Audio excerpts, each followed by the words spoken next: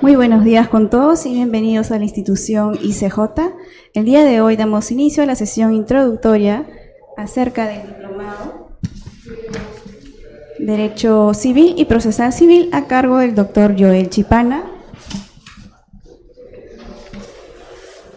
quien es abogado por la Pontificia Universidad Católica del Perú, con estudios de maestría en Derecho Civil y Comercial por la Universidad Nacional Mayor de San Marcos. Es especialista en Derecho Civil, Contrataciones del Estado, Arbitraje y Resolución de Conflictos. Es profesor de Derecho Civil en la Universidad San Martín de Porres y ha escrito y publicado diversos libros y artículos sobre temas de su especialidad. Por favor, recibamos al doctor. Gracias. Ok. Bien, entiendo que con ustedes me tocan 3 sesiones. La sesión de hoy es introductoria, por lo que entiendo también que dura 1 hora y media. Y la sesión 2 y sesión 3 dura cada una 3 horas, ¿de acuerdo? Como yo voy a hablar de derecho civil puro, no voy a entrar a hablar necesariamente de derecho procesal. Pero ustedes recuerden que el derecho procesal por sí solo, en realidad, digamos, no tiene una eficacia plena porque necesitas algo sustantivo para aplicarlo y lograr tutela, ¿de acuerdo? Entonces, no voy a entrar a hablar del procedimiento por regla general. En momentos voy a hablar de algunas cosas muy puntuales, ¿ok? Entonces, según la temática que he enviado, la clase de hoy voy a abordar título preliminar y algunos aspectos del libro 1 del Código Civil. La clase 2 voy a hablar sobre obligaciones y contratos, parte general, y la clase 3 voy a hablar sobre algunos contratos especiales y responsabilidad civil, que es un tema muy importante y conforme ha ido pasando el tiempo, en verdad ha ido tomando una importancia cada vez mayor, ¿de acuerdo? Por todo el tema de resarcitorio que uno puede encontrar ahí. Entonces, por el tiempo, he escogido hablar únicamente sobre 2 artículos del título preliminar del Código Civil que me parecen importantes. Uno es el artículo 5, que es el de la nulidad virtual o la nulidad in extenso, que está regulado en el Código Civil. Y el otro es el artículo 7, que habla sobre el principio de iuria novit curia de los jueces. ¿Ok? Recuerden que cuando yo hablo del artículo 7, iuria novit curia, en el mismo artículo, en el procesal civil, tenemos la misma regla, ¿de acuerdo? Entonces es tan importante ese artículo porque, y esa probablemente sea una de las únicas situaciones en las que hable de un poquito de procesal, porque es importante que ustedes tengan claridad al momento de, por ejemplo, plantear alguna pretensión o solicitar algo ante el juez o ante un árbitro, ¿ok? Entonces, voy a empezar por el artículo 5 del título preliminar, que me va a llevar a hablar de la teoría de la nulidad.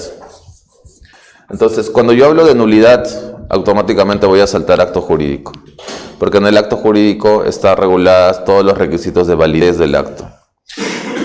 Todo el libro de acto jurídico, 99% de él se aplica a contratos. Así que si tú quieres saber contratos, necesitas saber acto jurídico. No hay forma de que conozcas derecho de contratos si no sabes acto jurídico. ¿De acuerdo? Toda la teoría de la manifestación de voluntad, incluso hablando sobre cargas o supuestos de modalidades de acto jurídico, condición, cargo, modo, etcétera. Todo eso va a entrar siempre en contratos. ¿Ok? Entonces, cuando yo hablo del artículo 5 del título preliminar, aquí hay que hacer una distinción porque la teoría de la nulidad se basa por el principio de tiene que ser expresa la causal. ¿De acuerdo? Hay un principio en derecho penal que es el principio de tipicidad. Es decir, si no está tipificado, no puedes entrar al tipo penal. ¿De acuerdo? No puedes entrar al delito. Lo mismo va a ocurrir con la nulidad. Y ojo ahí con la distinción de la anulabilidad, porque son 2 cosas distintas. Nulidad, anulabilidad. Golpes de insalvables y salvables. ¿De acuerdo? Entonces, cuando yo entro a hablar de la nulidad, debo, antes de eso, entrar a hablar de requisitos de validez del acto, que están en el 140. Entonces, cuando yo entro a hablar de requisitos de validez y entro a hablar del 140, ahí me va a botar varias cosas. Primero el agente, luego el objeto, luego el fin y luego la forma. ¿Ok? Fíjate que he partido del artículo 5, pero necesariamente tengo que arrastrar toda esta información. ¿Ok? Entonces, si hablo del agente capaz, aquí ustedes tienen que recordar el decreto legislativo 384, que ha sido publicado y entró en vigencia en septiembre del año pasado. Este decreto legislativo ha sido emitido a la luz de una convención internacional sobre los derechos de las personas con discapacidad y lamentablemente, y esto sí lo tengo que decir, ha sido la peor reforma del Código Civil que ha tenido en más de 30 años. Porque ha confundido un montón de instituciones y ahora no se tiene certeza en relación a cómo es que uno debe entender la figura de la capacidad. Y les pongo un ejemplo muy concreto. ¿Ustedes o para ustedes los locos son capaces? Bueno, ahora para la ley son capaces. ¿De acuerdo? Son capaces gracias a la modificación que se ha producido en el Código Civil. Las personas con grave deterioro mental ahora son capaces. Las personas sin discernimiento ahora son capaces. Porque el artículo 43 que regula la figura de la incapacidad, cuando hablo de agente capaz, tengo que irme al 42, 43 y 44 del Código Civil. 42, capacidad plena, 43, incapacidad absoluta y 44, capacidad de ejercicio restringida. Estos tres artículos han sido modificados. ¿De acuerdo? Con lo que si tú modificas la base de los conceptos de capacidad, en realidad me estás modificando todo el código. ¿Ok? ¿Cuál era aquí lo más importante o lo que se tenía que salvar? Era el inciso 2 del artículo 43. Porque el artículo 43, al regular la incapacidad absoluta, te decía en el 84, tres supuestos. Son incapaces absolutos. 1, los menores de 16. 2, las personas privadas de discernimiento. Y 3, los ciegos sordos, ciegomudos, sordomudos, todas esas combinaciones. ¿De acuerdo? Entonces el derecho evoluciona, la sociedad evoluciona, los mecanismos de entendimiento entre los ciudadanos evolucionan y se llega a la conclusión de que los sordomudos no tienen por qué ser incapaces absolutos, porque existen mecanismos en virtud de los cuales ellos se pueden comunicar. Lenguaje de señas, por ejemplo, o la propia escritura, por ejemplo, o algún sistema tecnológico que permita a ti expresar una voluntad indubitable. Entonces, como avanza la tecnología, avanza la sociedad y se reconocen derechos de grupos minoritarios cada vez con mayor alcance, entonces el legislador dice, ese inciso 3 del 43 hay que derogarlo. Y a partir de esa derogación que ocurrió hace muchos años, los ciegos sordos, ciegomudos, sordomudos son plenamente capaces, porque no tenía sentido limitar la capacidad de ejercicio a un aspecto de discapacidad, que es un concepto distinto. ¿De acuerdo? Entonces, bien esa derogación, muy bien. Se saludó y funcionó muy bien. ¿De acuerdo? Entonces, el año pasado se modifica el Código Civil y lo que se hace ahora es derogar el inciso 2. Y si tú derogas el inciso 2, me estás diciendo, a contrario, que no existe limitación en torno al ejercicio de la capacidad a las personas que no tengan discernimiento. Porque el inciso 2 te decía, son absolutamente incapaces los privados de discernimiento. Al eliminar el inciso 2, que te priva de discernimiento como supuesto para entrar a incapacidad absoluta, ahora, a contrario, lógicamente puedes decirme, oye, los privados de discernimiento son capaces. Entonces te eliminas, bajas eso. Sí, civil y procesal civil. ¿De acuerdo? Entonces, esa modificación ha sido perversa y estoy seguro que va a traer una cola mucho más larga aún, porque ahora cualquier persona que no tenga discernimiento puede ser engañada, puede ser conducida a un error, puede ocurrir muchísimas cosas, se le pueden hacer firmar contratos, es plenamente capaz. Además, recuerden que la formalidad en materia de nuestro código es una formalidad libre. Es decir, para contraer deudas, para compra-venta, inclusive de inmuebles o bienes, no necesitas una formalidad. ¿Ok? Basta simplemente la suscripción o incluso verbalmente. Cuando tú compras una gaseosa es verbal, no firmas nada. ¿De acuerdo? Entonces la compraventa se rige bajo la forma libre. Luego voy a hablar del tema de la forma. ¿Ok? Entonces, ojo con esa derogatoria. Entonces, ¿qué tenemos ahora como único supuesto de incapacidad absoluta? El artículo 43, inciso 1, que te dice, son absolutamente incapaces los menores de 16 años. Punto. No existe otro supuesto de incapacidad absoluta en el Código Civil. ¿De acuerdo?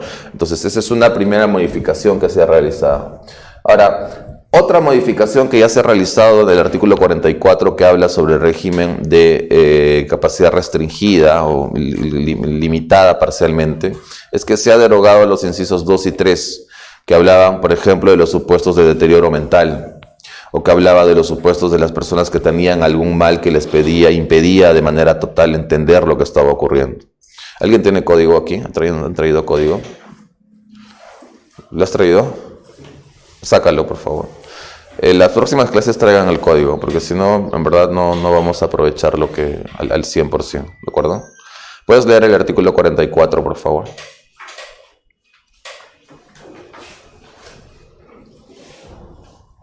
Entonces, se ha modificado el 42, 43 y 44. Y explica el 43. Ahora, y fíjense cómo se ha modificado el 44, ¿no? Porque realmente es una locura. A ver, léelo.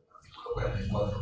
Son relativamente incapaces, los mayores de 16 y menores de 18 años de edad. Ya, punto. Es algo objetivo, no hay discusión ahí. Eso no se ha modificado. Sigue. Los retardados mentales. Ya, ese inciso se ha derogado. Es decir, ahora todos los retardados mentales son plenamente capaces. Y acá el problema está en que no se ha distinguido ni antes ni ahora el nivel de retardo mental. Porque hay niveles de retardo mental. Hay retardo mental leve y retardo mental grave. Hay retardo mental intermedio. Por ejemplo, los que tienen retardo mental leve pueden trabajar y, por ejemplo, yo creo que a esas personas no tienes que limitar capacidad porque entienden lo que está ocurriendo. Los ves trabajando en distintos lugares. Entonces, eso sí sería realmente una discriminación en razón a una discapacidad, limitarle la capacidad legal a esa persona. Entonces, para los casos de retardo mental leve, siempre yo he pensado que no debería decirse que esas personas son relativamente incapaces, porque me parece que no tiene ningún argumento limitarle la capacidad. ¿Ok? Sin embargo, cuando vas yendo más allá, ahí sí puedes llegar a un supuesto de que necesariamente la ley y el Estado tiene que limitar capacidad, no para discriminar, sino para proteger a esas personas. ¿De acuerdo? Por eso es que tienes la figura, o tenías la figura del curador, por ejemplo, que era un representante. ¿De acuerdo? Inciso 3, por favor. Los que adolecen de deterioro mental que les impide expresar su libre voluntad. Los que adolecen de deterioro mental que les impide expresar su libre voluntad. El inciso 3, que está en el 44, en verdad debía estar en el 43.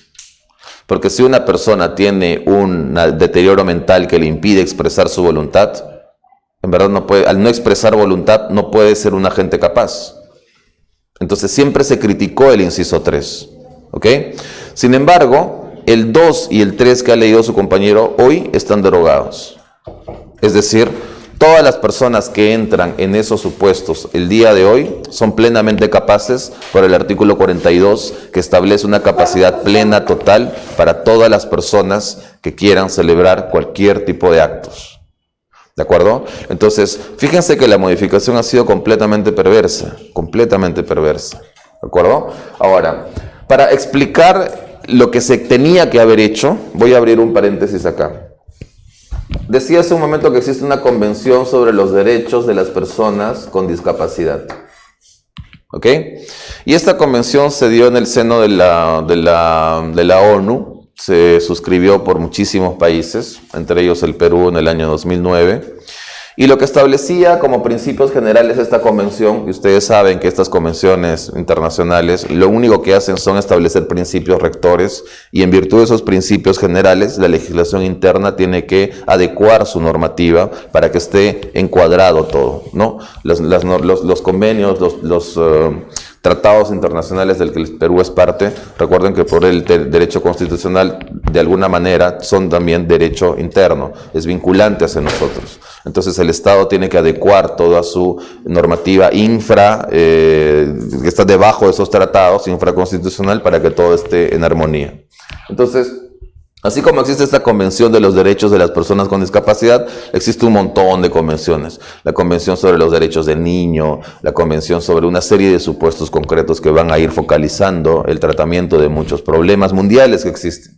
Entonces, como las personas con discapacidad también tienen esa problemática, el principio general de esta convención era señalar que tú no puedes limitar capacidad legal por el solo hecho de que una persona tenga discapacidad. Ese era el principio que se establecía. ¿De acuerdo? Entonces, cuando tú entras a establecer este principio, cuando tú entras a analizarlo, lo primero que tienes que diferenciar es la figura de la capacidad legal y distinguirla de la discapacidad. Como contrapartida, si tienes capacidad, entras a incapacidad. Por ende, incapacidad jamás puede ser lo mismo que discapacidad, porque la incapacidad es un concepto legal. Es una construcción normativa. En cambio, la discapacidad está asociada a un aspecto médico. Entonces, tienen que ir por cuerdas separadas. Me queda absolutamente claro que en algunos casos estos van a cruzar su camino. Va a haber puntos de conexión. Pero la regla general es que tú trates a ambos de manera distinta, por cuerdas separadas. ¿En qué casos van a cruzar su camino? Cuando estemos frente a una persona que tiene discapacidad, pero también es incapaz. ¿Quién? Los privados de discernimiento porque están locos. ¿Es discapacitado? Sí. ¿Es incapaz? Sí. Otra, una persona en silla de ruedas, ¿es discapacitado? Sí. ¿Es incapaz? No. Por eso por ahí van por cuerdas separadas, pues. ¿Ok? Entonces repito, existen puntos de conexión en donde tú vas a entender que en cabeza de una persona entran los dos conceptos. Pero eso no siempre es así. Los sordomudos, por ejemplo, son discapacitados, pero no son incapaces legales, porque pueden manifestar voluntad. Entonces, hay una historia en la modificación, y se las cuento de manera breve. Cuando uno quiere hacer una modificación normativa, por regla general, quien está llamado a hacerla es el Congreso, porque es el legislativo. Sin embargo, por vía excepcional, el Congreso puede delegar facultades al Ejecutivo y el Ejecutivo puede sacar normas. Pero la regla o el requisito para que eso ocurra es que el Ejecutivo emita normas siempre estando en el marco de la delegación de facultades. Es decir, si yo te doy facultades para que normes, para que legisles, Ejecutivo, por temas eminentemente contractuales, todas las modificaciones que tú propongas no pueden salirse del ámbito contractual. Tienen que estar siempre enmarcadas en ese punto. ¿De acuerdo? Entonces, el año pasado se otorgó al Ejecutivo una delegación de facultades sobre distintas materias. Entonces, el Ejecutivo empezó a sacar normas y normas y normas de decretos legislativos por doquier. Y el sentido, el chiste de todo este procedimiento normativo es que cuando tú vayas a emitir una norma, lo primero que haces es consultar. ¿Y a quién vas a consultar? Vas a consultar a un experto. No vas a consultar a alguien que no sabe de la materia. Porque el experto tiene una técnica para proponer alguna solución al problema que tú quieres solucionar con la norma que estás pensando emitir. Entonces, en septiembre del año pasado, yo me acuerdo clarito porque el cual fue el 4 de septiembre, estaba en un congreso en Arequipa con varios profesores de Derecho Civil, varios amigos. Y estábamos tomando el desayuno y uno de ellos, uno de ellos llega al tomar el desayuno, porque teníamos dos días de jornadas completas, llega a tomar el desayuno y llega con el peruano. Y nos dice, miren lo que ha pasado, han destruido el código. Estaba desesperado el profesor, ¿no? Miren, se han modificado como 60 artículos del Código Civil. Y así nada más tú no modificas 60 artículos. Siempre las modificaciones han sido paso a paso, uno a uno, o de repente un paquete pequeño de normas. No es pues el Código Penal. El Código Penal tiene más de 600 modificaciones. ¿Cuántos artículos tiene el Código Penal? ¿Ah? O sea, ha tenido más modificaciones que artículos el Código Penal. Entonces el Código Penal es el claro ejemplo de lo que no se tiene que hacer con un código. Porque ha sido parchando, y todas las modificaciones son coyunturales. En la mañana violan a una niña de 2 años y la matan, en la tarde ya están presentando un proyecto de ley y mañana se aprueba la modificación al tipo penal de violación por menores de edad. Entonces, en el ámbito penal siempre se ha legislado por coyuntura, siempre, ¿de acuerdo? Entonces, eso no debe ocurrir en el derecho civil. ¿De acuerdo? No debe ocurrir en el derecho civil. Entonces, ¿qué pasó? Que esa modificación del decreto legislativo 384 no pasó por ninguna comisión. Nunca se discutió el contenido de esas propuestas de reforma. Y más adelante, investigando, uno se llega a enterar de que esa propuesta de modificación ha sido movida fundamentalmente por lobbies de ONGs que trabajan en el tema de los derechos de las personas con discapacidad. Y han llamado a algunos profesores que no saben de derecho civil, sino están más vinculados al derecho, a los derechos humanos o al derecho constitucional. Por eso recién nosotros nos explicamos como civilistas lo terrible que ha sido la modificación, porque no existe ninguna técnica, no existe coherencia, ni siquiera se tiene claridad del concepto que se va a modificar. ¿De acuerdo? Pero claro, ellos, cuando tú les dices algo, lo primero que dicen es, estamos protegiendo los derechos de las personas con discapacidad, por eso se ha modificado el Código Civil. Y uno como civilista le dice en la práctica lo que has hecho es entorpecer todo, porque estás dejando en absoluta indefensión a una persona con discapacidad. Una persona que no tiene discernimiento es fácilmente pasible de ser engañada. ¿Qué protección le estás dando a una persona con discapacidad, en ese caso, al modificar el código? Más bien estás liberando para la casa para que entren todos los lobos y puedan hacer lo que quieran. Entonces no existe ninguna razón, ¿de acuerdo? Entonces se modifica 42, 43, 44 a la luz de esta convención, y esta convención que partía por diferenciar este análisis en el Perú, como en el Perú pasa todo, ¿verdad? Acá acá pasa todo. O sea, ustedes vamos bien y mañana viene un loco y toma un cuartel y ya un golpe de Estado. Entonces, acá pasa absolutamente todo y a nada le importa. Entonces, como el legislador peruano, en este caso fue malo y hizo lo que quiso, también confunde conceptos, ¿de acuerdo? Primera contradicción. Segunda contradicción. Esta convención, en el marco, en la idea de otorgar plenos derechos a las personas con discapacidad, lo que dice, segundo orden, es, oye, nosotros como convención, como países, ¿no?, que estamos mirando al futuro, tenemos que otorgar plenos poderes a las personas con discapacidad, plenas facultades de ejercicio de sus derechos. Porque si no lo hacemos, estamos entrando en un supuesto de discriminación. ¿Discriminación en razón a qué? Discriminación en razón a la discapacidad que tú tienes. Entonces la regla general va a ser que nosotros vamos a darle a esa persona todas las facultades para que pueda desenvolverse en el ámbito de su vida sin ninguna limitación. ¿De acuerdo? Ojo, esa idea que tiene la convención, que es perfectamente válida y es plausible, debe encontrar siempre un límite. Y el límite tiene que estar en la facultad que tenga una persona con discapacidad de poder contratar, de poder relacionarse.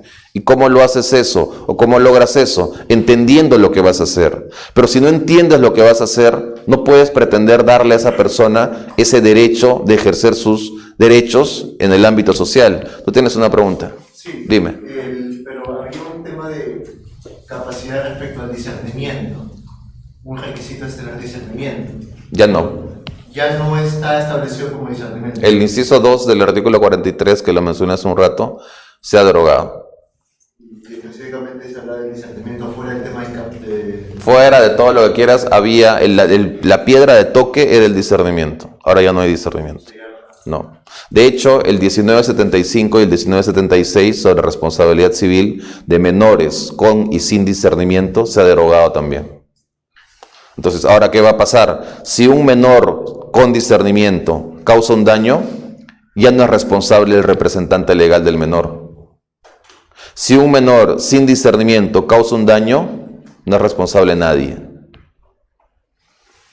O sea, hemos llegado a eso. Antes, ¿qué pasaba? El hijito de tu vecino rompía la luna de tu carro. ¿A quién le cobrabas? Al papá. Porque tienes la norma el 1975. Ahora el hijito del vecino rompe la luna de tu carro. ¿A quién le cobras? Le vas a tener que cobrar al hijo. Porque el padre ya no es responsable por los daños que ha causado a su hijo. O sea, a ese nivel hemos llegado. ¿Ok? Es muy preocupante lo que ha pasado. Siempre que yo puedo hablar... ¿Usted puede plantear una acción para modificar esto? Si tendríamos un congreso que funcione, las cosas serían mejores, ¿no? Pero no se puede. En el Tribunal Constitucional no tendría competencia para... O sea, ¿cuál sería ahí el argumento para bajarte esa norma?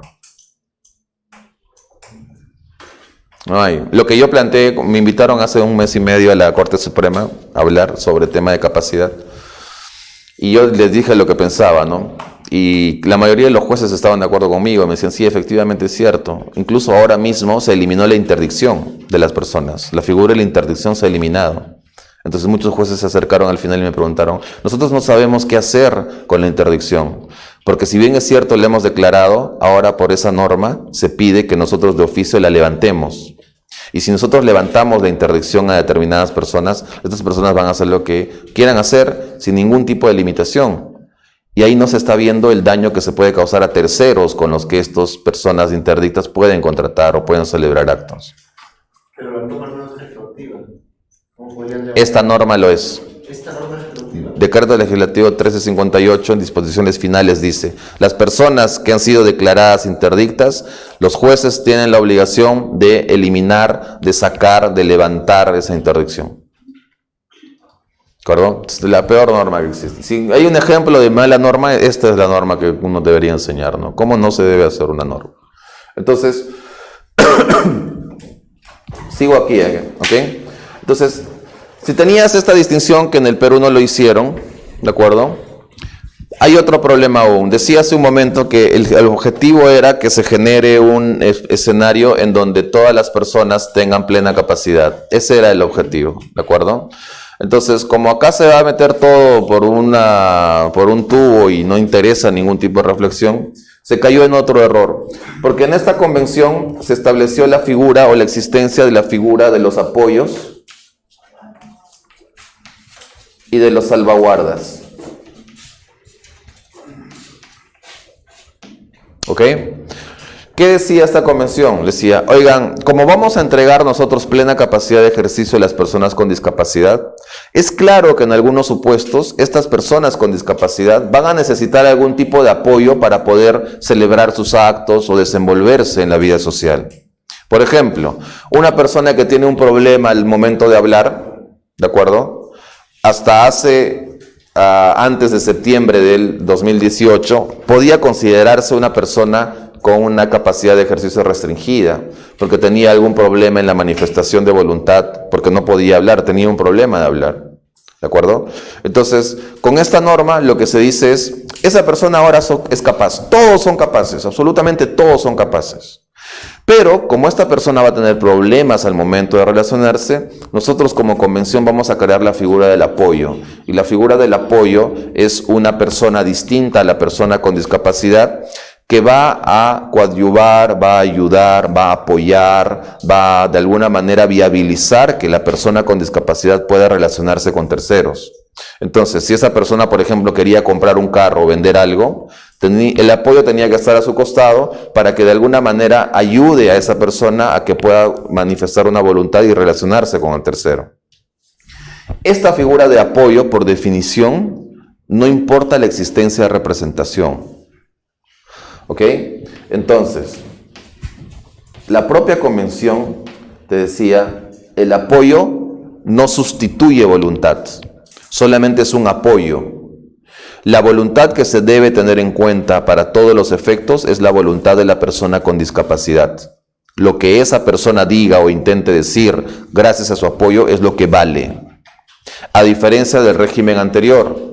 En el régimen anterior, cuando tú tenías un curador, el curador era el que expresaba voluntad, porque te representaba. Ahí entrabas a la figura de la representación. El representado tenía un representante que es el curador. Ese representante manifestaba voluntad con un tercero y entre los dos celebraba un contrato. Pero los efectos del contrato recaían en la figura del representado, en la esfera de intereses del representado, que en mi ejemplo es la persona o era la persona con discapacidad.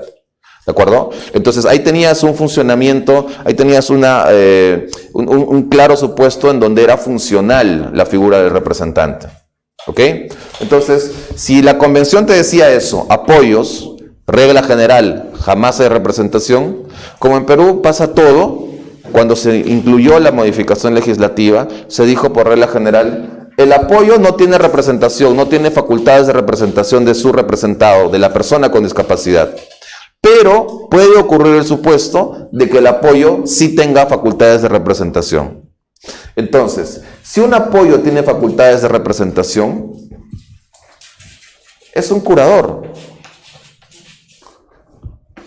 Mi letra es terrible, discúlpeme. Es un curador.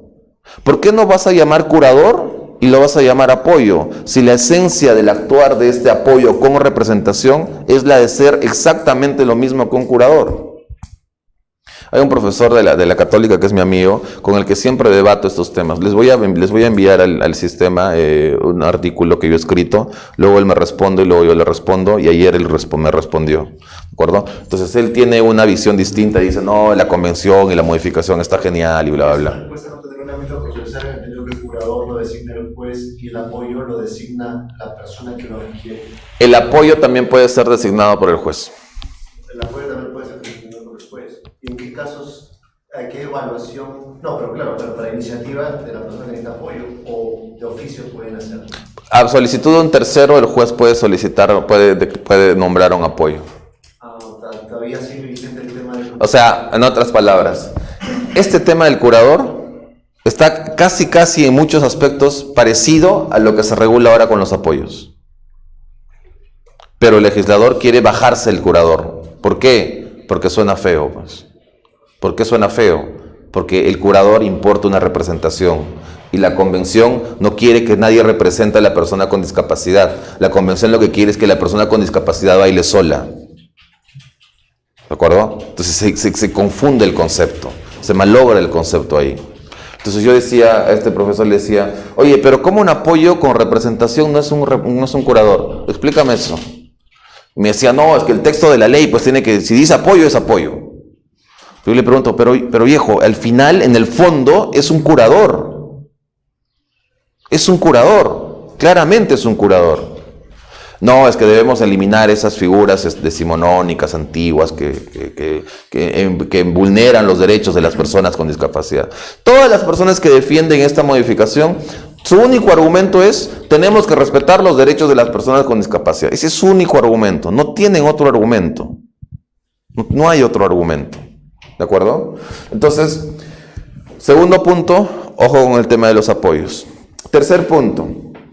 La propia convención habla de las salvaguardas.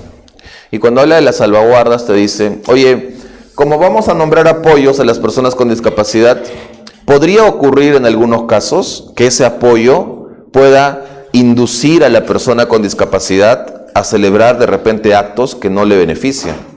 Por ejemplo, el apoyo podría estar en combina con un tercero, con un pilluelo, y podría decirle y recomendarle a la persona con discapacidad que tiene un retardo mental más o menos moderado, decirle, oye, vende tu casa a 50, la casa vale 100, pero véndela a 50, de una vez hay que tener plata, te apoyo, ¿no? Entonces podría inducir en esa manifestación de voluntad. Entonces la convención dice, para que nosotros cautelemos los intereses de la persona con discapacidad, vamos a nombrar una salvaguarda, y la salvaguarda tiene la finalidad de verificar que el trabajo del apoyo sea adecuado. Es decir, es como un guardián del apoyo. ¿Guardián para quién? Guardián para la persona con discapacidad. Porque la persona por discapacidad, repito, puede verse influenciada por el apoyo. Entonces la propia convención dice, tenemos que poner un candado ahí. ¿De acuerdo? Entonces, esta salvaguarda va a verificar que el apoyo está actuando bien, siempre en atención a los intereses de la persona con discapacidad. Entonces, eso en la convención, ¿ah? Entonces volvemos al Código Peruano, y en el Código Peruano tú tienes en la figura del curador una responsabilidad directa por los actos que ese curador con representación realice en la esfera de intereses de su representado. ¿Qué pasaba en el sistema peruano anterior, antes de septiembre del 2018? Que si el curador actuaba mal, actuaba con dolo o actuaba con algún supuesto en donde, por ejemplo, vulneraba los intereses, celebraba contratos, perjudicaba a su representado, que era la persona con discapacidad, entonces él entraba a un supuesto de responsabilidad civil por todos los daños que había causado. ¿De acuerdo? Entonces, si el familiar, por ejemplo, de la persona con discapacidad se enteraba que su curador estaba haciendo lo que quiera con su plata, despilfarrando su dinero, disponiendo de bienes, haciendo todo, entonces podían demandar a esa persona para que rinda cuentas al juez, y como efectivamente había hecho las cosas mal, el juez le iba a implantar una sanción por los daños que había causado. Caías en responsabilidad. En cambio ahora lo que ocurre con los apoyos es una absoluta ausencia de esa responsabilidad que tienen y que en su momento sí tenían los curadores. ¿Bajo qué argumento? Bajo el argumento de que yo soy apoyo, de que yo no manifiesto voluntad, de que yo no expreso voluntad, de que yo no firmo ningún contrato. El que lo hace finalmente es la persona con discapacidad. Entonces es su problema, pues, ¿no? Él ya verá lo que hace, pues, ¿no? Entonces uno se pregunta y dice, oye, en algunos casos eso tendrá sentido, pero en otros casos, cuando la persona con discapacidad no entiende efectivamente qué es lo que está ocurriendo, ¿cómo le vas a imputar una responsabilidad por las consecuencias de sus actos? Si probablemente tú le has podido inducir error, si probablemente tú le has podido engañar, si probablemente tú has podido hacer un conjunto de actos que lleven a esa persona con discapacidad a celebrar ese acto que al final lo va a perjudicar. Entonces ahí tienes la barrera y el apoyo dice, a mí no me mires, quien firmó es él. ¿De acuerdo? Entonces ahí tienes un tercer grave problema en la regulación actual vigente que existe de esta problemática. Dime. Una consulta, entonces en base a ello, las personas con discapacidad podrían establecerse contratos de consumo. Todos los contratos que quieras. Pero en la práctica no sería tan acorde porque dudo que una entidad financiera o temas de seguros vayan a tener que contratar a una persona con discapacidad. Si yo soy una persona con discapacidad y tú eres el banco, yo tengo una casa a mi nombre, ¿me darías un préstamo con la hipoteca que yo voy a poner sobre mi casa? Sí. Eso pasa. Eso va a pasar. Porque muchas personas con discapacidad siempre van a recibir algún tipo de herencia, pues. Siempre les van a dejar algo. Y ahora incluso con esta norma de la hipoteca inversa, eso va a jugar mucho más rápido. ¿De acuerdo? Pueden darte anticipos de legítima, pueden pasar muchas cosas. Por eso lo que decía es, los pilluelos se van a aprovechar de esa situación. No es que las personas no van a querer contratar con la persona de discapacidad. Me queda absolutamente claro y entiendo tu punto cuando dices, si yo soy una entidad o una empresa y tengo una persona con discapacidad enfrente, lo primero que voy a hacer es ver si esa persona tiene plata. Si no tiene plata, ni te voy a ver. Pero si tienes algo, te voy a tratar como un duque, como un rey. Claro, pero el punto yo también es que si yo incluso no quiero contratar con esa persona discapacitada, voy a entablar incluso una denuncia por temas de consumidor, porque obviamente estoy discriminando a este posible... Podrías hacerlo, porque en la relación de consumo no rige necesariamente el principio de libertad de contratar, pues, ¿no? Porque ahí lo que tú tienes que procurar, cuidar es la libertad y la obligación de proveedor de prestar el servicio o el bien que estás ofertando al público. ¿De acuerdo? Entonces, claro, la respuesta iría por ese lado, ¿no? Yo podría demandarte porque tú no me quieres vender lo que yo quiero comprar. ¿De acuerdo? Pero ahí no existe ninguna razón para no vender, pues. Según la normativa actual, tienes que vender a todos. Porque no hay una discapacidad, no hay una incapacidad legal en ese caso. ¿De acuerdo? Entonces, se han modificado entonces el 42, 43 y 44, con lo que ya entramos a un nuevo régimen de capacidad legal. ¿De acuerdo? Lo que es impensable ahora es perfectamente válido en el ámbito legal. ¿Ok? Entonces, tenías estas modificaciones. Y el código anterior también tenía una norma, que era una norma, para mí, de las normas más hermosas, más lindas que existían en el código. Porque era una norma que conciliaba la realidad con el sistema jurídico. Y lo conciliaba porque es de sentido común que existe esa conciliación. ¿Puedes leer el 1358? Tú lo tienes. Ojo, los códigos que tengan, actualícenlos.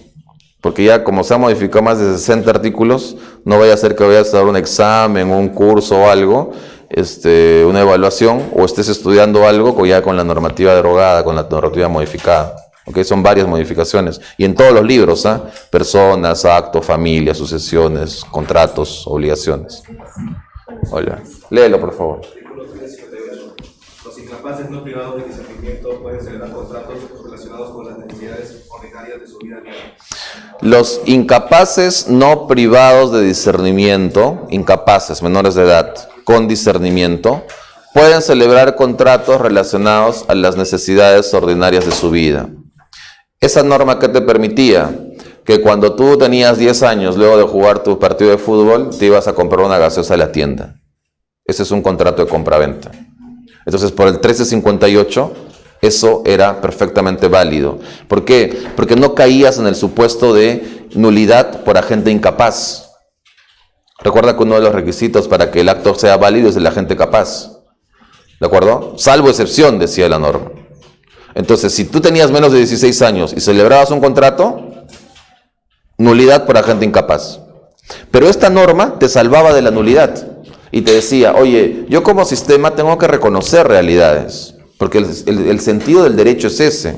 El sentido del derecho no es meter todas las doctrinas que tú creas que son las más brillantes del mundo a tu código. Ese no es el sentido del código.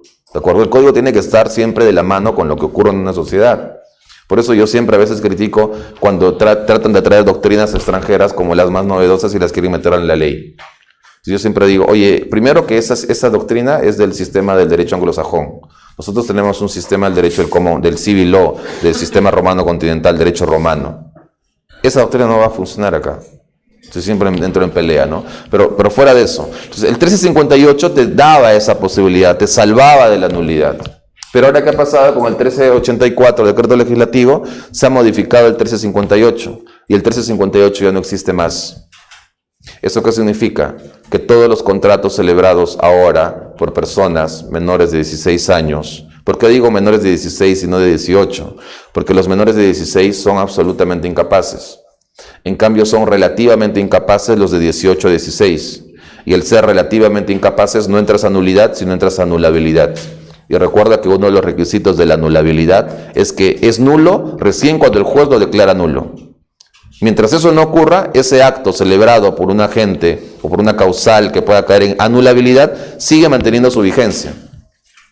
¿De acuerdo? Entonces, ahora, como no tienes 1358, los contratos celebrados menores por personas menores de 16 hasta abajo, cualquier contrato, las galletas, el transporte, la permuta de figuritas, todo lo que quieras es nulo. ¿De acuerdo? Es un contrato nulo, porque ya no tienes esa norma. ¿Ok? Entonces, fíjense que hay un montón, hay más modificaciones. En derecho de familia hay un montón, dime. Y así, de una forma bien ya exponencial, por ejemplo, cuando los niños van a algún tema contratado por sus padres, pero digamos, ellos mismos pueden contratar algo que amerite un seguro, y si ocurriera algún siniestro, ese seguro no cubriría lo que le pasa a los niños. No, porque ese es un contrato, es un típico supuesto de contrato a favor de tercero. El que contrata el contrato de seguro son los representantes legales, que son los padres. Pero los efectos de ese contrato van hacia el niño. Los efectos del contrato de seguro van hacia el niño, pero si el niño nunca contrató con la empresa que sí contrató con el seguro. Es como el colegio. ¿Quién paga el colegio? Los padres. ¿Quién es el beneficiario del contrato?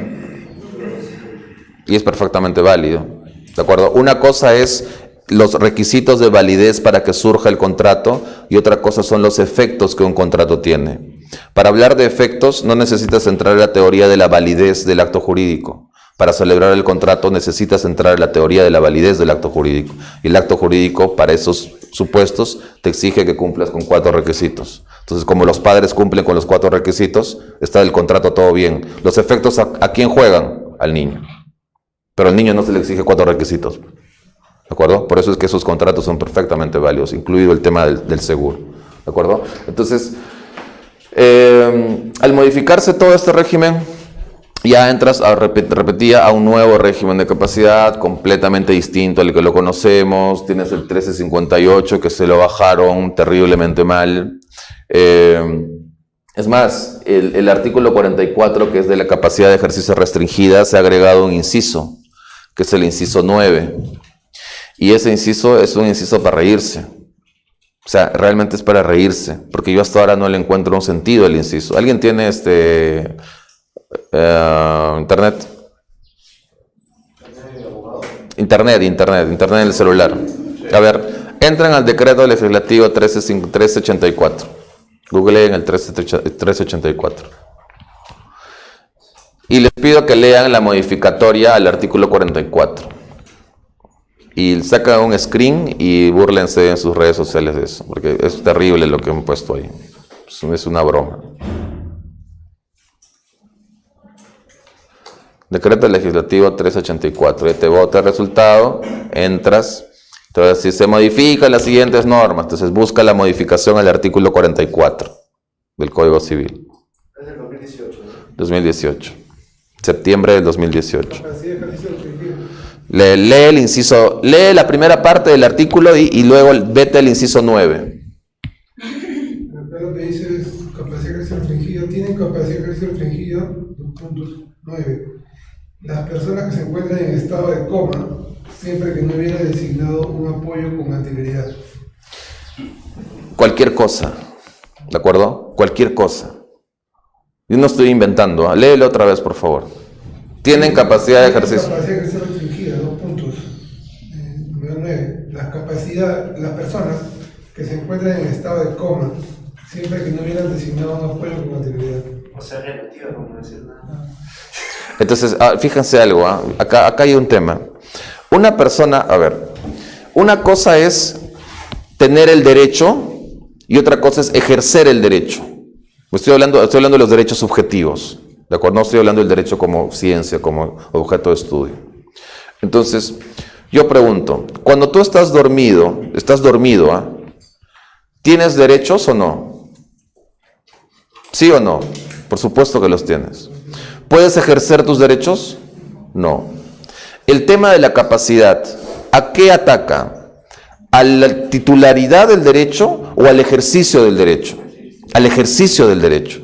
Entonces, salgo de que estoy durmiendo, entro a coma, que es lo mismo. Un estado de coma es exactamente el mismo estado en el que tú estás durmiendo, porque no puedes ejercer nada.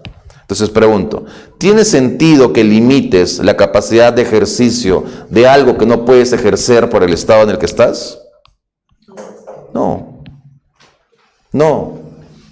Y lo peor de todo es que la rematan, ¿no? La recontrarrematan porque dice, tiene capacidad de ejercicio restringida, 9. Las personas que se encuentran en estado de coma, a no ser que tengan un apoyo designado. Con anterioridad. Entonces, yo pregunto, si una persona está en estado de coma y el sentido del apoyo es apoyar a esta persona que está en estado de coma, ¿qué cosa vas a apoyar a esta persona si esta persona nada puede hacer porque está en estado de coma? Y aparte con anterioridad, ¿cómo vas a No tiene sentido. Otra más. Ahora, algún profesor me dice, no, pues Joel, pero tú estás haciendo una lectura parcial de la norma. ¿Qué pasa si ese apoyo tiene representación? Es un apoyo con representación.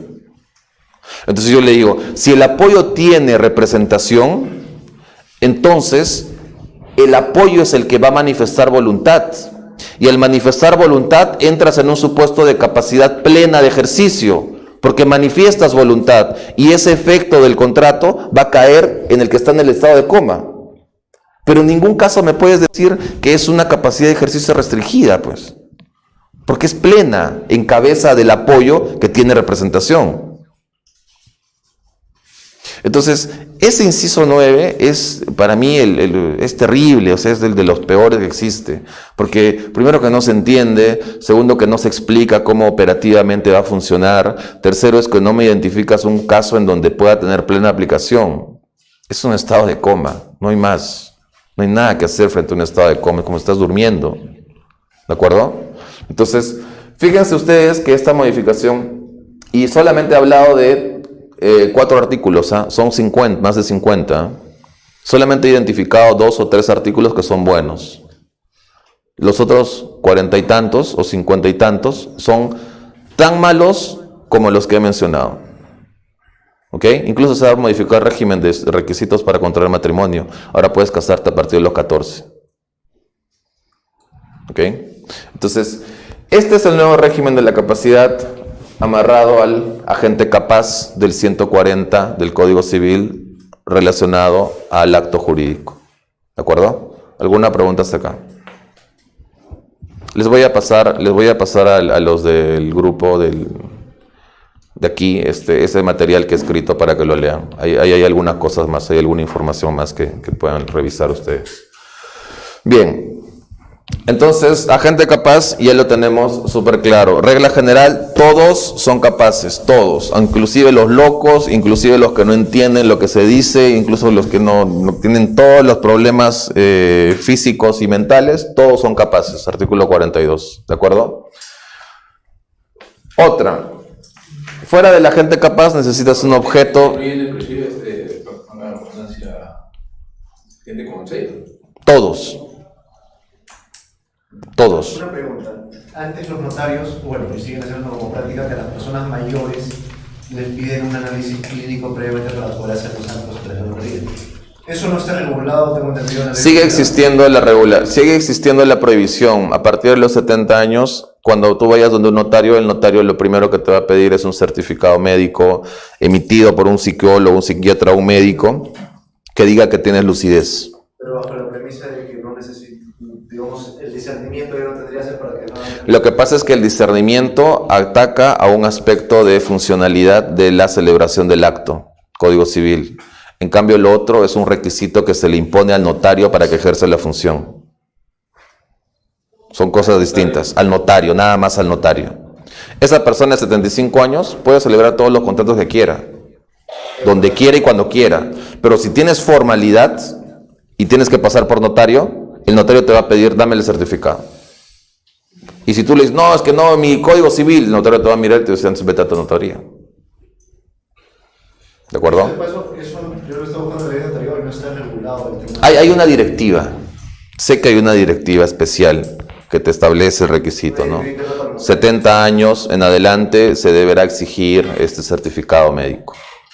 Y el certificado médico debe decir con claridad que es una persona lúcida, ¿no? Que entiende lo que está diciendo, etc. ¿De acuerdo? Bien.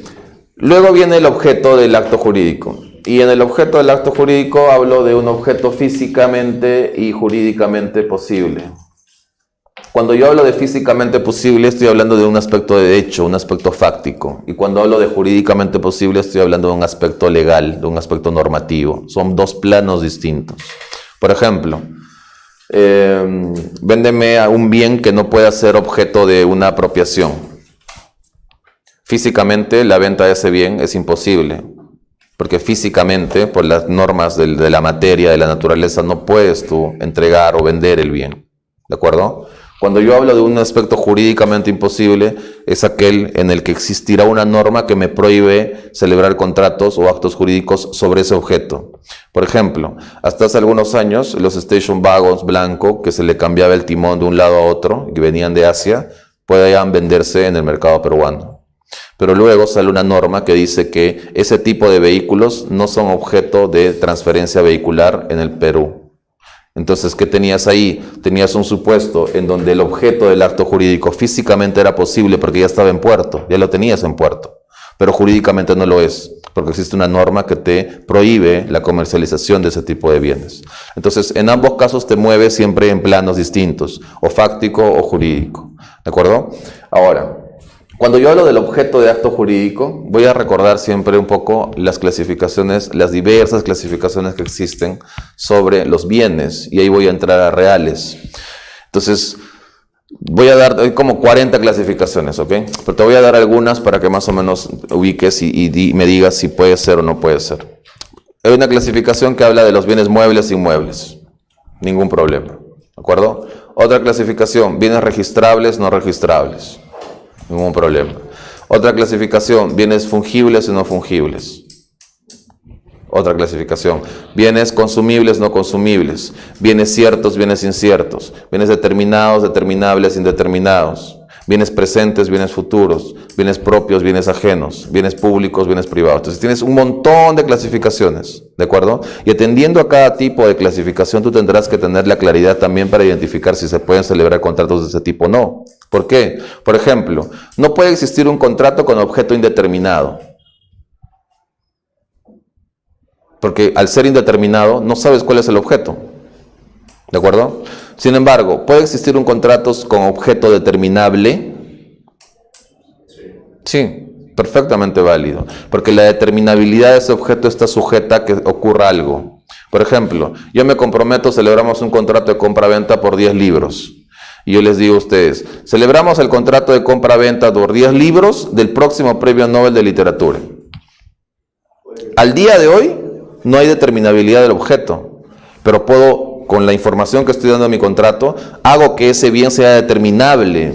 ¿Por qué determinable? Porque todos los años, con excepción del año anterior, existe una proclamación del ganador del Premio Nobel. De hecho, este año van a proclamar a 2, por ejemplo, porque el año pasado no dijeron el nombre de uno porque hubo un escándalo allá, pues, ¿no? Entonces, sí es posible sobre eso, ¿ok? Ahora, ¿puede existir un contrato con objeto incierto?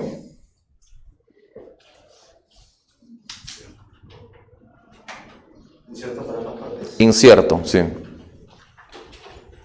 Dime. Una patente. ¿Ah? ¿Una qué? Una patente. Ese es un objeto inmaterial, un bien inmaterial. Claro, o sea, la patente es el derecho que está en el Estado. Ujú. Certificado. Pero eso es incierto. Pero digamos está sujeto a que sea registrado. Yo creo que no, pienso que no, porque para hacer un, digamos, seguir totalmente el cumplimiento de su obligación debe ser cierta, expresa, determinado. En teoría de obligaciones hay una, en el título 1 del libro sexto, que es obligaciones de dar bienes ciertos, hay unos artículos que hablan sobre la obligación de dar bien incierto. Y el bien incierto tiene esa calidad cuando solamente se menciona su especie y cantidad. Ejemplo, típico ejemplo, ayer seguro lo has hecho. Te vas a una tienda y dices, señora, ves un estante con 100 Coca-Colas. Una Coca-Cola.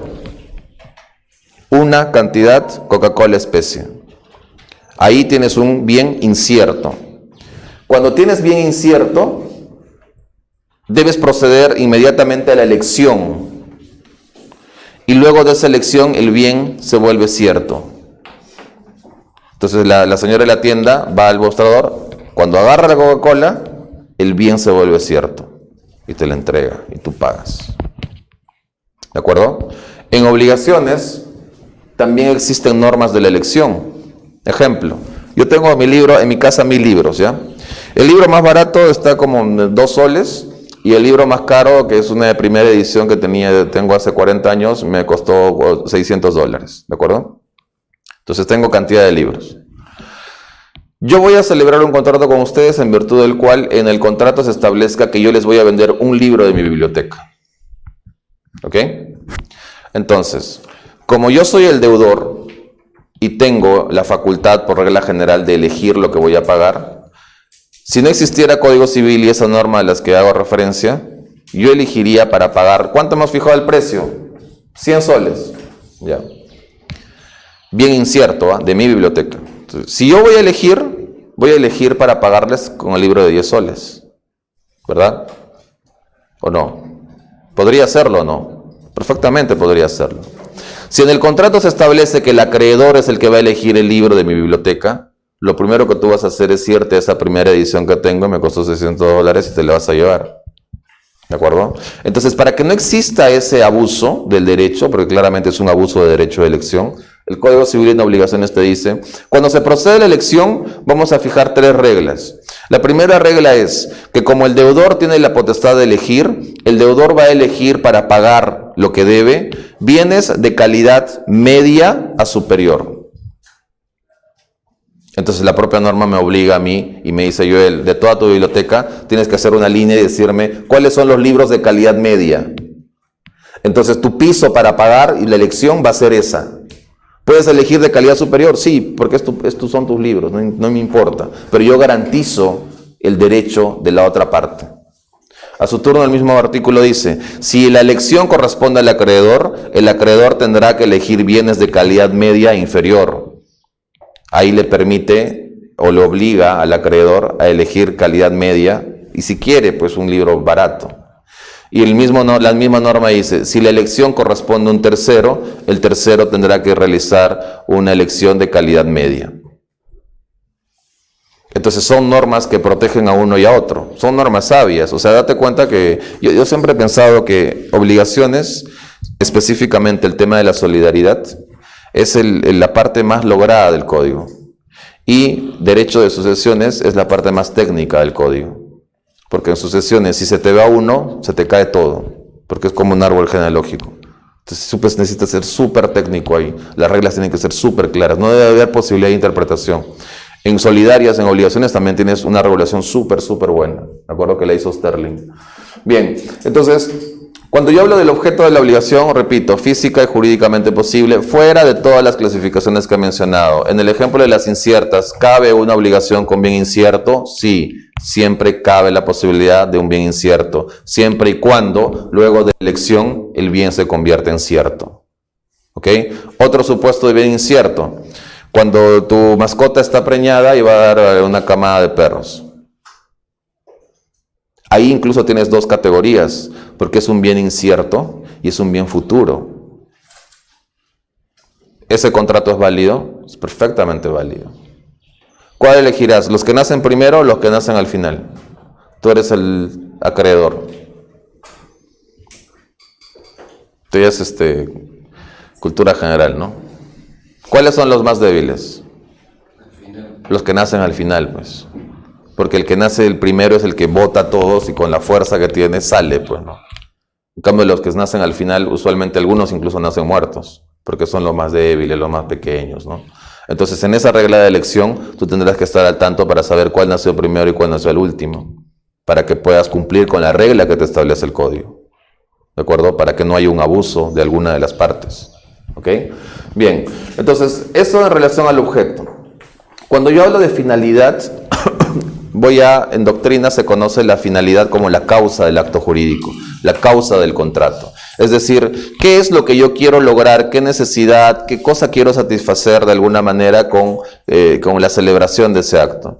Hay un libro de Lizardo Taboada, Córdoba, que se llama La causa del negocio jurídico. Es su tesis de doctorado. Es un libro de 1000 páginas y en 1000 páginas te analiza un solo inciso del 140. ¿Okay? Es un libro, por partes es un poco aburrido porque hay mucha historia, mucho derecho comparado, pero es un buen libro, es un gran libro. Así que si no tienes nada que hacer, puedes leerte 1000 páginas. Pues solamente para entender la finalidad de la causa. ¿Okay? Entonces, esa es la causa, no hay mucho que decir ahí. Siempre está amarrada pues, a una finalidad lícita, ¿no? O sea, siempre debe estar enmarcado en la norma. Y finalmente tienes la forma del acto jurídico. Y en relación a la forma sí hay varias cosas por decir, ¿no? La primera de ellas es que el régimen legal de la forma, por regla general en nuestro código, está determinado por la existencia de 3 supuestos. La forma libre, la forma de prueba y la forma solemne. Cuando yo hablo de forma, siempre voy a caer en alguno de esos 3 supuestos. ¿Ok? No hay más. Decía, la forma libre es la regla general. Porque la mayoría de los contratos y de los actos establecen que no existe ninguna formalidad para que ese acto o contrato tenga validez. ¿De acuerdo? Ejemplo, el contrato más conocido por todos, compraventa. Cuando yo hablo de una compraventa, no se me exige ninguna forma. ¿Ok? Ahora, distinto es el caso... Hola, sí. Civil, ¿verdad?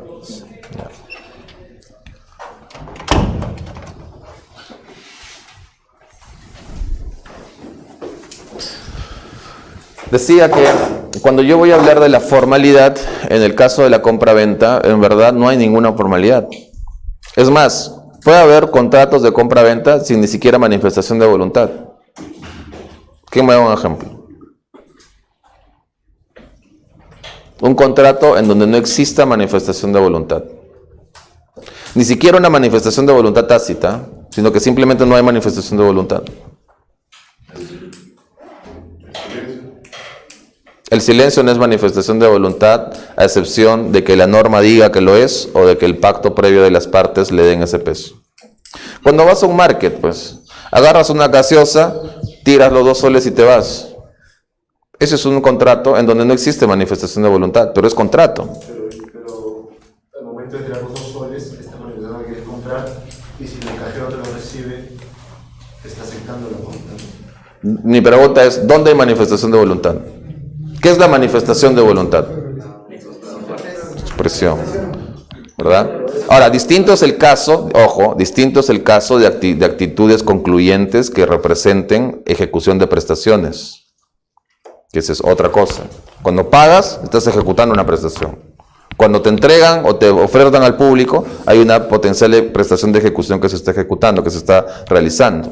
Pero manifestación de voluntad, ojo, en los términos, por lo menos en nuestros términos del Código Civil, siempre se rigen bajo las normas de la manifestación de voluntad expresa, por excepción, tácita. Y por súper excepción, el tema que dijo su compañero, que es el del silencio. ¿Ok? Por ejemplo, cuando un silencio es manifestación de voluntad, el típico supuesto es el silencio administrativo positivo. Pero ahí tienes norma, pues. Entonces necesitas una norma. O necesitas un pacto previo. Ejemplo, yo soy una persona que vende gaseosas y tú tienes la tiendita de Don Pepe. Entonces firmamos un contrato y decimos, todos los viernes yo te voy a escribir un mensaje y si tú no me dices cuántas botellas quieres, yo voy a entender que el mensaje que te he enviado, diciéndote, te voy a llevar 100 botellas el domingo, está aceptado. Entonces llega el viernes, te envío el WhatsApp, te digo, te voy a llevar 100 botellas el domingo, ojo, y tú no me respondes. Entonces yo ya entiendo que debo llevarte las 100 botellas. Pero eso constituye o está plasmado en un contrato previo, pues. Por eso es que la propia norma dice, el silencio es manifestación de voluntad cuando la ley establezca que lo es, o cuando existe acuerdo de las partes. ¿De acuerdo? No puede haber un silencio con manifestación solamente porque una de las partes quiere. No es como esa frase que dice el que calla otorga. Ya, esa frase no se aplica al ámbito contractual. ¿De acuerdo? Entonces, tienes en la forma libre, la regla general. Luego tienes una forma de prueba. ¿Ok? Forma de prueba. Que la forma de prueba no es requisito de validez del acto jurídico. Eso, por favor, ténganlo muy claro. Porque mucha gente piensa que lo es. Existen algunas normas que te dicen que el acto debe tener determinada forma. ¿De acuerdo? Entonces, si la norma te dice que el acto debe tener determinada forma, pero no sanciona con nulidad la inobservancia de esa forma que es una forma de prueba, no entra dentro del requisito de acto jurídico. ¿Cómo diferencias esas normas de las otras? En la forma solemne siempre vas a tener la frase bajo sanción de nulidad. Si no tienes esta frase en la norma que te establece una formalidad, no entras al requisito de validez del acto jurídico y consecuentemente la inobservancia de esa forma de prueba no te va a acarrear un requisito de nulidad del acto jurídico. ¿De acuerdo? Entonces, cuando tengas la norma, lo primero que tienes que hacer es, ¿tiene la frase bajo sanción de nulidad? No tiene la frase bajo sanción de nulidad. ¿Eso qué significa? Que pese a que la norma me da una forma, yo puedo inobservar la forma. Y eso no va a importar que el acto sea inválido. ¿Ok? Entonces, estos tres supuestos están incluidos en un artículo, que a mí me encanta ese artículo, porque en un solo artículo tienes las tres tipologías de forma. ¿Puedes leer tú el 1605, por favor? 1605 es contrato de suministro, formalidad del contrato de suministro. Y fíjense que mientras él vaya leyendo esa norma, yo te voy a ir diciendo en qué tipo de escenario estamos. A ver, léelo. Artículo 1605. La existencia y contenido del suministro pueden probarse por cualquiera de los medios que permite la ley. Ojo, la existencia del suministro se prueba por cualquier medio. ¿Qué significa cualquier medio? Forma libre. Sigue. Pero si se hubiera celebrado por escrito, el mérito del instrumento respectivo prevalecerá sobre todos los otros medios probatorios. Ojo, si se ha celebrado por escrito, forma de prueba. Si se ha celebrado por escrito, ese documento es el que prevalece sobre el resto. Hay una graduación ahí de la prueba de la existencia del contrato. Sigue. Cuando el contrato se celebre a título de liberalidad, debe formalizarse por escrito bajo sanción de nulidad. Cuando el suministro sea gratuito, liberalidad significa gratuito, es decir, solamente hay prestación, no hay contraprestación. Te suministro gaseosas, pero tú no me vas a pagar nada. Te suministro vasos, pero tú no me vas a pagar nada. El título de liberalidad, la norma dice, si eso es así, necesitas una forma solemne. ¿Cuál es la forma solemne? ¿Cuál es la forma solemne? ¿Ah? ¿Qué dice el artículo? ¿Qué necesita? ¿Qué te exige? Cuando el contrato se celebra a título de liberalidad, debe formalizarse por escrito. Por escrito bajo sanción de nulidad. ¿De acuerdo? Por escrito bajo sanción de nulidad. Entonces, en ese artículo tienes estas tres categorías que se deben tener en cuenta siempre al momento de celebrar el contrato. Otro detalle. Si tú tienes por la norma un requisito que te planta forma solemne, ¿ese contrato lo puedes celebrar con forma de prueba? No. ¿Ese contrato puedes celebrarlo con forma libre? No. 2. Si yo tengo una forma de prueba ¿Esa forma de prueba puedo llevarla a la forma libre? Sí. ¿Esa forma de prueba puedo llevarla a la forma solemne? Sí. 3. Si tengo una forma libre, ¿la forma libre la puedo llevar a forma de prueba? Sí. ¿La forma libre la puedo llevar a la forma solemne? Sí. ¿De acuerdo? Entonces, ojo con esas combinaciones, porque lo que ocurre en algunos casos, y por ejemplo cuando yo asesoro compraventa de bienes inmuebles, yo lo que digo es, hay que establecer una forma solemne en el contrato. ¿Cuál es la forma solemne? Que este contrato será válido siempre y cuando las partes suscriban la escritura pública correspondiente bajo sanción de nulidad. Cosa que si no llegas a escritura pública, no hay contrato. ¿De acuerdo? ¿Por qué me sirve eso? Me sirve porque cuando tú firmas la escritura pública, lo que viene después ya no está en cabeza de las partes, porque es un trámite registral y administrativo. Ya puede inscribirse el bien. ¿Qué es lo que siempre ocurre, o lo que casi siempre ocurre? Firmas el contrato privado a la minuta, das un adelanto, y te dices, nos vemos el viernes para firmar en la notaría de la escritura pública. Vas y la otra parte no va.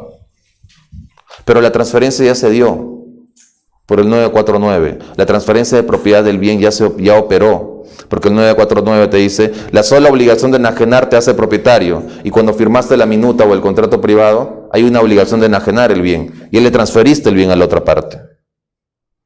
Entonces, ¿yo qué es lo que siempre hago? Incluyo una cláusula donde digo, las partes acuerdan que el presente contrato, o mejor dicho, las partes se obligan a firmar la escritura pública correspondiente bajo sanción de nulidad. ¿Eso qué significa? Que si no llego a la escritura pública, nulo, porque no se cumplió la formalidad que yo establecí en mi acto. ¿De acuerdo? Entonces, hay que salvas la propiedad. Salvas la propiedad. Yo sigo siendo el propietario del bien. Hay otros mecanismos más, pero no es momento de hablar de eso. ¿Preguntas?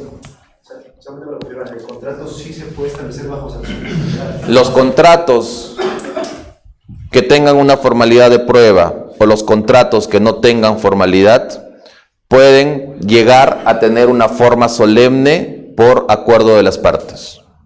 Pero en todos los casos siempre tienes que poner bajo sanción de nulidad. Si no pones bajo sanción de nulidad, no entras a la forma solemne. Te quedas simplemente en una escala inferior.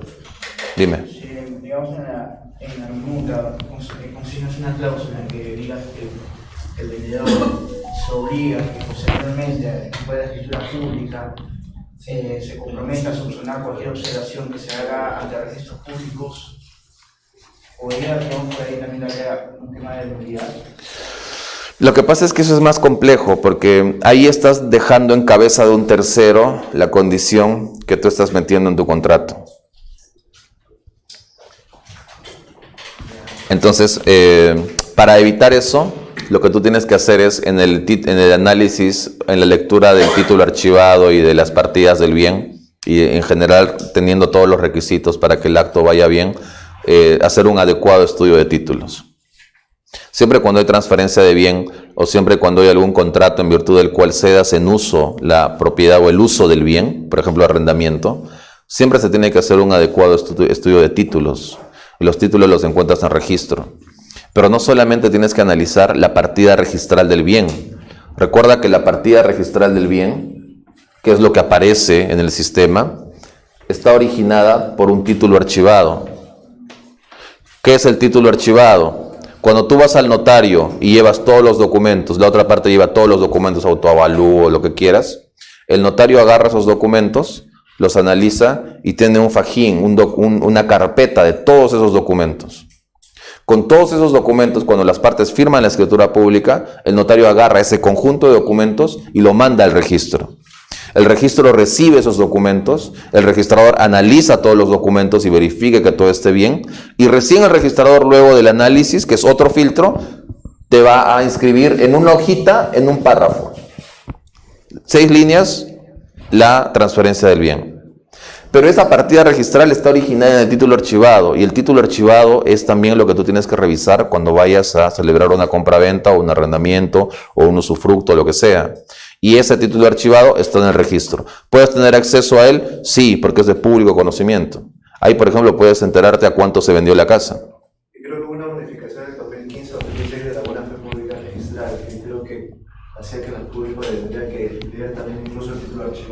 tienes que revisar todos los títulos archivados siempre. No solamente te quedes en la partida registral, porque eso ya es falta de diligencia de la parte que está contratando. Inclusive en el título archivado como está revisado, se ha detectado falsedad Sí, de documentos. claro, por supuesto. Y eso no figura en la partida, pues. Eso está en el título archivado. Entonces, ¿cómo pasó el título archivado para que se inscriba ahí? El registrador tuvo la culpa, por eso es que el registrador lo meten a la cárcel, pues, ¿no? Porque estaba en combina con la otra parte que fraguó los documentos. Es la Orellana, pues, ¿no? Esa es la mafia que funcionaba ahí. Funcionaba afuera, con tribunales arbitrales, funcionaba con abogados y funcionaba con registradores que se prestaban para inscribir esos títulos sin ningún problema. ¿De acuerdo? Bien. Entonces tienes agente, objeto, fin y forma. Y para ir terminando, yo decía que voy a hablar del... Miren, como un artículo, he hablado de un artículo del título preliminar y me he comido todo esto.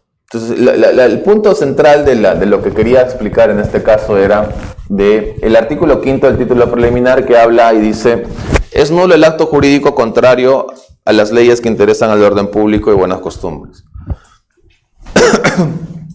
Ojo con ese artículo, porque cuando tú le preguntas a alguien sobre este tema, la respuesta que te bota en automático y te dice es: sí, profesor, es nulo el acto jurídico contrario al orden público y a las buenas costumbres. Y esa es una respuesta que tiene 0. 0, 0. ¿Por qué? Porque no puede existir una norma que deje a un ámbito tan subjetivo una consecuencia tan grave como la nulidad. En la respuesta que les acabo de dar, le repito: es nulo el acto jurídico contrario al orden público y a las buenas costumbres. Ahí tendrías que entrar a definir qué es orden público y ahí tendrías que entrar a definir qué es buena costumbre. Y considerando 33 millones de peruanos, toda la diversidad geográfica, norte, centro y sur, costa, sierra y selva, altitud incluso, las buenas costumbres van a modificarse por zona geográfica en zona geográfica. Entonces el sistema no puede darte esa respuesta. Por eso, ¿cuál es la respuesta correcta? Es nulo el acto jurídico contrario a las leyes. Y cuando te dice leyes, te hace aterrizar en una norma. Es decir, si no hay norma relacionada a orden público, si no hay norma que recoja una buena costumbre, no puedes entrar a esa nulidad del artículo 5. Necesitas norma. En cambio, en la otra respuesta, contrario al orden público, la buena costumbre es lo que tú quieras que sea. Entonces el derecho no puede dejar algo tan subjetivo, una consecuencia tan importante como es la nulidad. ¿Ok? Entonces, ¿qué tienes que hacer acá? Dos conceptos muy claros. Cuando yo hablo de normas que interesan al orden público, voy a entrar a hablar de las normas imperativas. Es decir, si yo tengo un contrato que va en contra de una norma imperativa, puedo entrar a hablar de una nulidad residual que está en el artículo 5 del título preliminar. Y a propósito de la modificación de la capacidad, te voy a poner un ejemplo de nulidad por el artículo 5. Si el requisito para celebrar el acto jurídico es el 140, gente plenamente capaz, ojo, para que mi acto jurídico sea válido necesito a gente plenamente capaz. Ok. Y el artículo 219 se ha modificado del Código Civil, 219 que planta todos los supuestos de nulidad para llegar a todos los supuestos que te llevan a una nulidad. Y el 219 se ha modificado. Y ese inciso de agente capaz, que era el inciso 2, se ha derogado. Entonces, ahora que tienes en el 219, tienes una norma que dice: el acto jurídico es nulo, 1, cuando falte manifestación de voluntad. 2, derogado. Antes, ¿qué decía? 2, cuando el agente sea incapaz. Pero ya lo derogaste. Y como lo derogaste, tú no me podrías decir ahora que esos actos celebrados por agentes incapaces son nulos, porque no tienes la causa de nulidad. ¿De acuerdo? Entonces, vía interpretación, ¿qué es lo que vas a hacer? ¿Qué es lo que yo hice? Hay un inciso que es el inciso 8, que dice: 219, inciso 8. Es nulo el acto jurídico cuando se encuentre inmerso en el artículo 5 del título preliminar del Código Civil. Entonces, si tengo el 8, me voy al artículo 5 del título preliminar del Código Civil. Y el artículo 5 del título preliminar me dice: el acto jurídico es nulo contrario que interesan a las leyes del orden público y buenas costumbres. Entonces, como yo tengo una norma 140 que me exige a gente con plena capacidad, y es una norma imperativa, es una norma de orden público, porque regula todo el sistema de capacidad. Al celebrar un contrato que contravenga este requisito del 140, voy a caer a una nulidad por el artículo 5. Ese es el razonamiento que yo sigo, por ejemplo, para decir que los contratos celebrados por menores con discernimiento son plenamente nulos, porque no hay capacidad plena. Son menores de 16 años. Pero ojo, mi causal de capacidad de nulidad, mi causal de nulidad está fundamentalmente en el artículo 5 del título preliminar, al que llego por aplicación del inciso 8 del 219. Antes de septiembre del año pasado, mi causal de nulidad estaba en el 219.2, porque el 219.2 decía, el acto jurídico es nulo cuando se haya celebrado por agente incapaz. Pero ahora, como se eliminaron ese supuesto, me voy por el artículo 5. ¿De acuerdo? Ese es el sentido que se debe dar a ese artículo 5 cuando no tienes una causal específica. Repito, el artículo 5 tiene dos componentes: leyes que interesan al orden público, leyes que interesan a las buenas costumbres. El supuesto más usado es el de las leyes que interesan al orden público. ¿Cuáles son esas leyes? Ahí te vas a Teoría General del Derecho y te dirá la doctrina que las normas imperativas son normas que interesan al orden público. Punto. ¿Ok? ¿Preguntas? Bueno, esos son los que son, esos tres conceptos son conceptos jurídicos indeterminados. Eso el legislador lo pone para no, digamos, petrificar la ley. Y en base a ello los jueces pueden dirimir de mejor manera. Claro, lo que pasa es que algunas normas, bueno, ahí entras a la distinción que existe entre principio y norma, ¿no? Por ejemplo, en la Constitución está full de principios, llena de principios. En cambio, el Código Civil no tiene que jugarse mucho con principios, tiene que jugar con normas específicas, ¿no? Y ante la existencia de un conflicto, ante la existencia de un problema, lo primero que tú tienes que procurar hacer es aplicar la norma.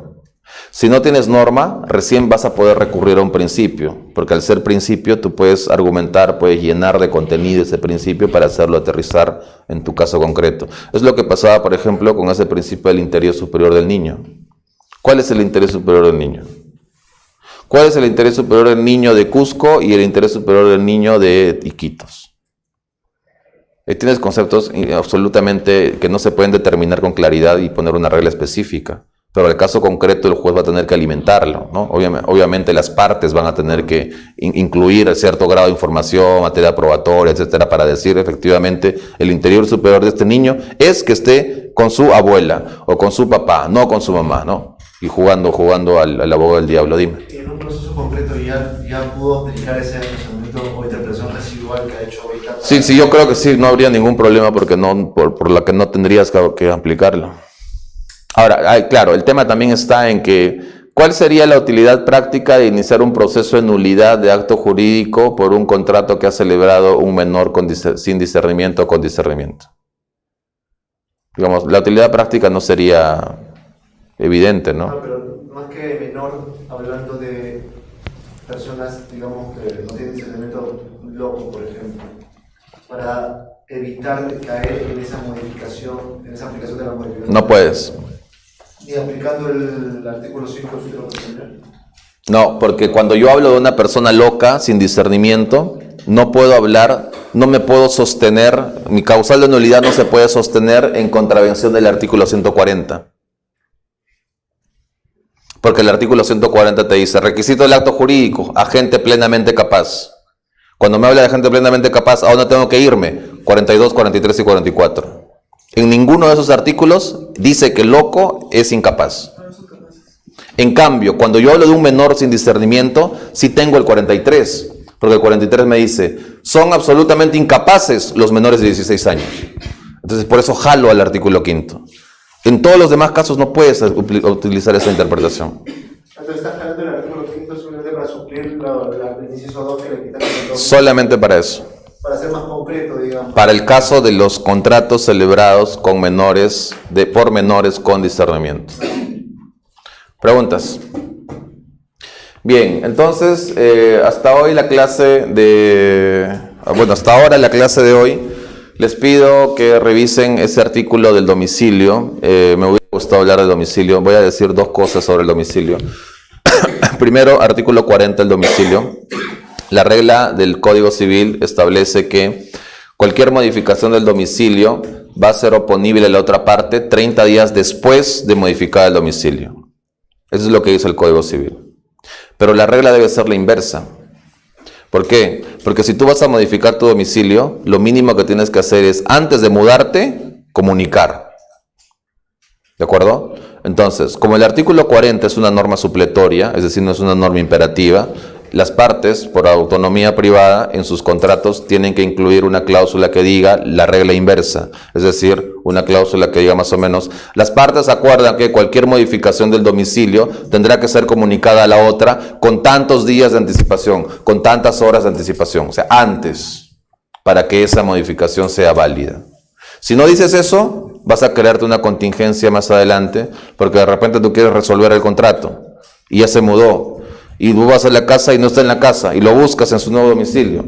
Y le dices, oye, te quiero resolver el contrato. Y el otro, te mudaste y no me dijiste. Y el otro te dice, oye, el artículo 40 me dice que tengo 30 días para comunicarte esto. Recién estamos en el día 15. ¿De acuerdo? Entonces, originas un nuevo conflicto, una nueva controversia. ¿De acuerdo? Entonces, tienes que darle la vuelta a esa norma. Dime. Y en el caso del domicilio electrónico que está en la... El caso del domicilio electrónico que está en el ámbito judicial tiene una regla distinta, porque el domicilio judicial electrónico no se requiere un acuse de recibo para las notificaciones. Y además el propio Poder Judicial en su propio sistema te origina un domicilio electrónico, ¿no? En los últimos años se ha ido discutiendo la aplicación de ese concepto de domicilio también al ámbito virtual. Y bueno, es evidente que ahora todos tenemos un domicilio virtual, ¿no? Es más, yo creo que el domicilio para todas las comunicaciones va a dejar de ser físico muy pronto. Bueno, no muy pronto, ¿no? Pero yo siempre he pensado que en algún momento va a existir una norma que solamente nos obliga a tener un domicilio electrónico. ¿Por qué? Porque al tener la posibilidad de crearte varias cuentas, varios domicilios electrónicos, también es como si estuvieses creando un supuesto de inseguridad para todos los efectos que tú puedas, o para todos los actos que tú quieras realizar, pues, ¿no? Entonces es un tema regulatorio en realidad, ¿no? Pero sí, el concepto de domicilio electrónico es algo que ya se está discutiendo ahora cada vez más, ¿no? Recuerden que en el ámbito judicial no existe o no se exige el acuse de recibo para todas las comunicaciones. Por eso es que tienes que estar al tanto de tu casilla judicial electrónica todos los días. Porque la carga de la responsabilidad por la verificación de eso es tuya, no es del sistema. ¿Ok? Dime. Solo en el ámbito judicial, en el privado... En el ámbito privado puedes incluir domicilios electrónicos en tus contratos, sí. Pero hay que saber incluirlo. Porque la regla general en materia contractual privados es que toda comunicación electrónica requiere el acuse de recibo. Regla distinta en el ámbito judicial. En el ámbito judicial, ¿qué te dicen? No es que acuse de recibo. El ámbito judicial te dice, la comunicación se reputa válida desde que envío el mensaje. Entonces el Poder Judicial se cuida, pues. En cambio, en el ámbito privado, la regla es distinta, porque te dice, la comunicación que yo te envío a tu domicilio electrónico es válida recién cuando tú me das el acuse de recibo. Si yo te envío la comunicación y tú no me das acuse de recibo nunca, no hay comunicación. Así de simple, dime. Ojo, ese artículo 1374, párrafo 2. 1374, segundo párrafo, dime. ¿El decreto legislativo 384 ha sido reglamentado? ¿Ha sido qué? ¿Reglamentado? No ha salido nada. Sobre todo el decreto no salió nada, pero sí ha salido un reglamento hace una semana o dos del Ministerio de la Mujer que habla sobre apoyos y salvaguardas. Hace 2 semanas salió eso. Sí. ¿Preguntas? Igual es vigente, ¿no? Está vigente ahorita. Ese lo leí en parte. Trata de arreglar un poco el desorden, pero es como que moja sobre mojado, pues, ¿no? O llueve sobre mojado, o sea, Como usted explicó, se confunde la incapacidad con la discapacidad, ahí surge todo el problema y han hecho un zafarrancho. Es un desastre, es un desastre. Bien, entonces, si no hay más preguntas, nos vemos el próximo sábado. El próximo sábado sí es de 10 a 1, ¿verdad? Va a haber break, ¿no? De 1 hora más o menos, ¿no? Ya. Entonces, chicos, nos vemos. Voy a enviar la información acá a los chicos del instituto y... a ver, les voy a dejar algo porque...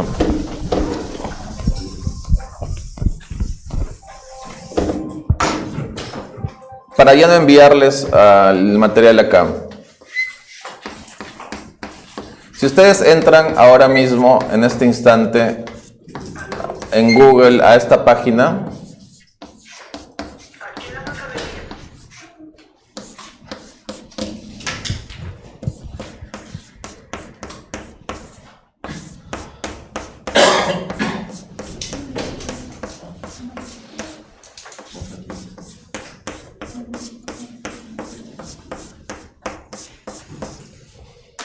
a ver, si entran ustedes a Google ahorita y ponen esto, Selected Works y mi nombre, la primera entrada que te va a botar en Google es una página en donde yo cuelgo todo lo que he escrito sobre este tema y otros temas más. Y lo puedes descargar a texto completo. Y lo puedes leer ya en PDF donde quieras. ¿De acuerdo? Entonces, esa es la entrada que está en Google. No hay ninguna restricción. Es más, hay 2 libros sobre arbitraje que puedes descargar también, más de 1000 hojas a texto completo. Si te gusta el arbitraje, también lo puedes revisar. No, solamente veo civil, arbitraje y tecnologías, un poco derecho y tecnologías. Arbitraje civil, sí. Arbitraje privado, ¿no? ¿No es el libro de $6.000? ¿Ah? No. Felizmente. Ya, entonces, nada, ya nos vemos el día sábado, ¿sí?